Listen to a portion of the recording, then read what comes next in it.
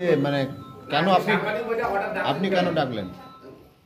সাংবাদিকদের অনেক কিছু প্রশ্ন থাকতে পারে। আমি অনেক দিন ছিলাম না, দিল্লিতে সেশনে ছিলাম এবং রিসেন্টলি আমাদের বাজেট পেশ করা হয়েছে, সবাই জানেন ইন্টারিম বাজেট পেশ করা হয়েছে। সেই জন্য সাংবাদিকদের যদি কোনো তাদের তরফ থেকে প্রশ্ন থাকতে পারে আপনারা করতে পারেন। লোকসভা ভোটের প্রস্তুতি কিরকম চলছে আপনাদের?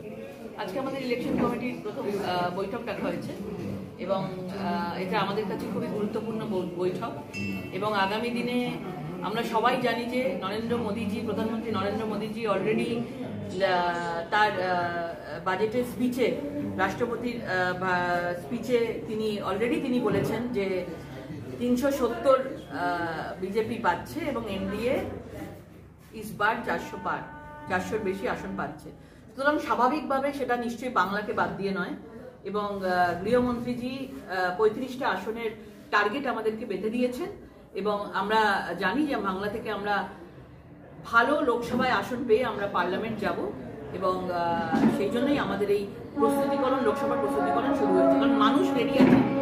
বিভিন্ন জায়গায় ঘুরছি, বাংলার বিভিন্ন জায়গায় আমরা দেখেছি রিসেন্টলি, এবং মানুষ তৃণমূলকে বহিষ্কার করেছে। মানুষ তৃণমূলকে মন থেকে ছুঁড়ে ফেলে দিয়েছে। একমাত্র বিকল্প ভারতীয় জনতা পার্টি, কোনো আর বিকল্প নেই। তো মানুষ চাইছে আমাদের হাত ধরতে এবং আমাদের সময়ের অপেক্ষা যে লোকসভা ভোটে আমরা মানুষের আশীর্বাদ নিয়ে আমরা পার্লামেন্টে আমাদের ভারতীয় জনতা পার্টির যারা সৈনিকরা আছেন তারা জিতে পৌঁছবে। হুগলিতে কি হবে? হুগলি জিতবে। হুগলি জেতার বিজয় রথ শুরু করেছে 2019-এ এবং এই রথ এখন চলতে থাকবে। হুগলি ভারতীয় জনতা পার্টির হাতে থাকবে। লকেট চট্টোপাধ্যায় কি আবার প্রার্থী হবে হুগলি থেকে? নিশ্চয়ই আমার তো মনে হয় যে হুগলি থেকে আমি 2019-এ আমরা 80,000-এর ভোটের কাছাকাছি জিতেছিলাম এবং দ্বিতীয়বারের জন্য আবার হুগলি থেকে নিশ্চয়ই লড়বো এবং পুরোটাই তো আমাদের পার্লামেন্টারি বোর্ড ঠিক করে এবং সবাই যারা আমরা সাংসদ হয়েছি আমরা দ্বিতীয়বারের জন্য আমরা সবাই আবার পৌঁছবো এবং আরো অনেক নতুন নতুন জায়গা থেকে সাংসদ জিতে পৌঁছবে।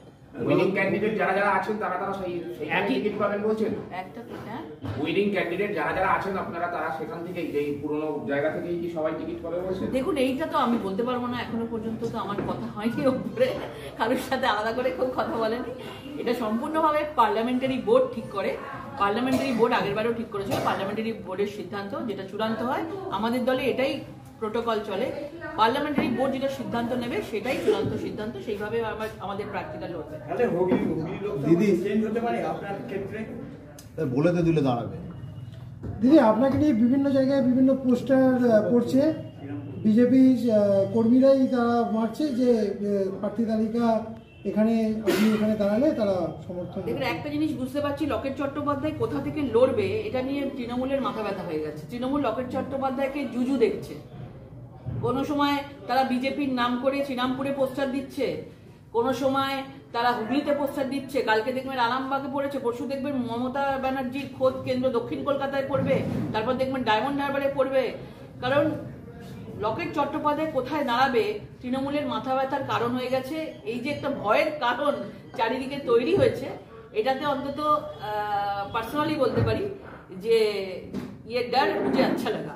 দিদি, আপনার কনস্টিটিউশনে অনেক জায়গা আছে, যেমন ব্যান্ডেল সার্ভে, চুচড়া সার্ভে, আর কিছু জায়গায় জল জমে, সেটা related with the state government and the real property, ওইটা কি আগামী 5 বছরে কি সমাধান হতে পারবে? দেখুন, একটা তো আমরা এখানে করছিলাম এই ব্যান্ডেল স্টেশনের কাছে, সেখানে জল জমার একটা বিশাল পরিস্থিতি তৈরি হয়েছিল। আমরা রেলকে বলিয়ে সেই কাজটাকে শুরু করিয়েছিলাম এবং কাজটা এখন আপাতত চলছে এবং শেষের দিকে আছে। বিভিন্ন জায়গায় রেল সংক্রান্ত যে কটা আমার কাছে প্রজেক্ট এসছে, প্রত্যেকটা প্রজেক্টের জন্য আমরা সেখানে বলা হয়েছে এবং রেল পুরোপুরিভাবে 100% আমাদের সঙ্গে সহযোগিতা করছে। যেটা একান্তই হতে পারছে না, সেটা আগামী দিনে তারা ভেবে দেখার সিদ্ধান্ত নিয়েছে। আমি আশা করি যে 2024-এর পরে রেল সংক্রান্ত কোনো অভিযোগ আমাদের বাংলার মানুষের কাছে থাকবে না।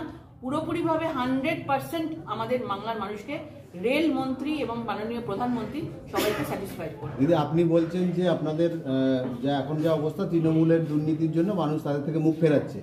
2021-এর বিধানসভা ভোট আপনার হুগলিতে 7টা বিজেপি হেরেছে, পঞ্চায়েতে ফল খারাপ হয়েছে এবং পুরসভা ভোটেও ধরাশায়ী হয়েছে। সেই জায়গা থেকে দাঁড়িয়ে কিভাবে আপনি বলছেন যে বিজেপি ভালো ফল করবে? দেখুন 2021-এর ভোটের পর থেকে আপনি যদি 2024-এর দেখেন, পরিস্থিতি অনেক চেঞ্জ হয়ে গেছে।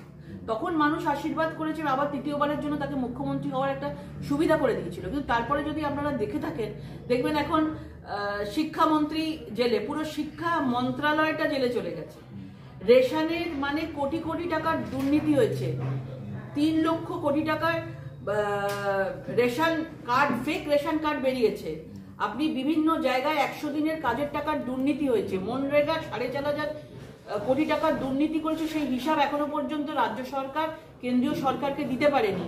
বিভিন্ন জায়গায় বিভিন্ন রকমের, হুগলিতেও দুদিন আগে 100 দিনের কাজ নিয়ে বিভিন্ন জায়গায় তল্লাশি চলছে। তো এত কিছু টাকা, গরিব মানুষের লুটের টাকা এই পশ্চিমবঙ্গ সরকার মানে লুট করেছে, যে পশ্চিমবঙ্গের মানুষ আর তৃণমূল সরকারকে চাইছে না। যারা উদ্গ্রীব হয়ে আছে, আরো যেরকম রাজ্যগুলো যেগুলোতে আজকে লাস্ট নির্বাচনে 3টে রাজ্যে যেভাবে ভারতীয় জনতা পার্টি এসছে, তারা চাইছে যে ভারতীয় জনতা পার্টি আসুক এবং গরিব মানুষরা তাদের অধিকার ফিরে পাক, এবং প্রধানমন্ত্রীর যে যোজনাগুলো গরিব মানুষ, মহিলাদের জন্য, যুবকদের জন্য, আজকে কিষানদের জন্য করেছে, প্রত্যেকে যেন এই 4টে বিভাগ যারা রয়েছেন মেন আমাদের পুরো 140 কোটি জনতার মধ্যে, তারা যেন প্রত্যেকে প্রধানমন্ত্রী সেই যোজনাগুলোর স্কিমের যেন তারা অধিকার পায়। সুতরাং এখানে তারা বুঝে গেছে। আপনারা দেখছেন যে তৃণমূলের প্রত্যেকটা জায়গায় যদি যান, এমএলএ থেকে আরম্ভ করে মন্ত্রী থেকে আরম্ভ করে, বিশেষ করে আপনারা হুগলিতে জানেন 3জন জেলের ভেতরে রয়েছে নিয়োগ দুর্নীতি কাণ্ডে। আরো কারোর জায়গায় তল্লাশি চলছে। দেখতে পাবেন যে এখান থেকেও অনেক নেতা মন্ত্রীরা নিয়োগ দুর্নীতিতে জেলে যাবে। যথেষ্ট প্রমাণ তাদের কাছে পাওয়া গেছে, সিবিআই ইডির কাছে আছে, শুধু সময়ের অপেক্ষা মাত্র। শেখ শাহজাহানকে দক্ষিণ 24 পরগনার উত্তর 24 পরগনার সন্দেশখালীতে এভাবে গ্রামবাসীরা, কালকে আপনারা দেখেছেন নিশ্চয়ই সবাই,